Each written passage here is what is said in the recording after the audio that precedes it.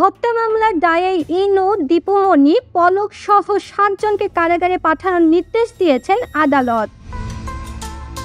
রাজধানীর তেজগাঁও থানার হত্যা মামলায় জাতীয় সমাজতান্ত্রিক দলের জাসদ সভাপতি ও সাবেক মন্ত্রী হাসানুল হক ইনু, সাবেক সমাজ কল্যাণমন্ত্রী দীপুমণি, সাবেক টেলিযোগাযোগ ও তথ্য প্রযুক্তি প্রতিমন্ত্রী জুনায়েদ আহমেদ পলক ও সাবেক পুলিশের inspector general IGP Chowdhury Abdullah Al Mamun, workers পার্টির সভাপতি রাশেদ খান মেনন, সাংবাদিক দম্পতি শাকিল আহমেদ ও ফারজানা রূপাকে তেজগাঁও থানার একটি হত্যা মামলায় গ্রেপ্তার দেখানোর আদেশ দিয়েছেন আদালত। সেই সঙ্গে তাদের কারাগারে পাঠানোরও আদেশ দেন।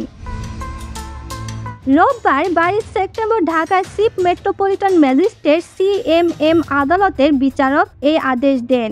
এর আগে কোটা আন্দোলনের ছাত্র হত্যা মামলায় গত 25 আগস্ট বিকেলে উত্তরার একটি বাসা থেকে ইনুকে গ্রেপ্তার করে টিবি পুলিশ।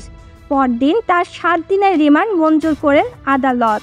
এছাড়া গত সরকার পতনের পরদিন গত 6 আগস্ট শাহজালাল আন্তর্জাতিক বিমানবন্দর থেকে আটক হন জুনায়েদ আহমেদ পলক। ভারতের রাজধানী দিল্লিতে যাওয়ার উদ্দেশ্যে বিমানবন্দরের ভিআইপি লাউঞ্জে অপেক্ষায় ছিলেন তিনি। এই সময় বিমানবন্দর কর্মচারীরা তাকে ভিআইপি লাউঞ্জে আটকে রাখেন। কিছুক্ষণ পর বিমান বাহিনীর কর্মকর্তারা এসে তাকে আটক করেন।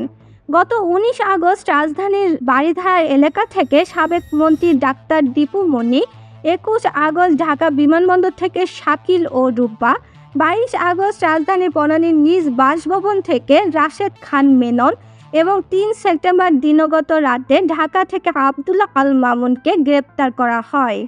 উল্লেখ্য, ছাত্র জনতার আন্দোলনের মুখে গত 5 আগস্ট পদত্যাগ করে শেখ হাসিনা পালিয়ে যাওয়ার পর আওয়ামী লীগের অনেক মন্ত্রী, এমপি ও বিভিন্ন পর্যায়ের নেতারা আত্মগোপনে চলে যান।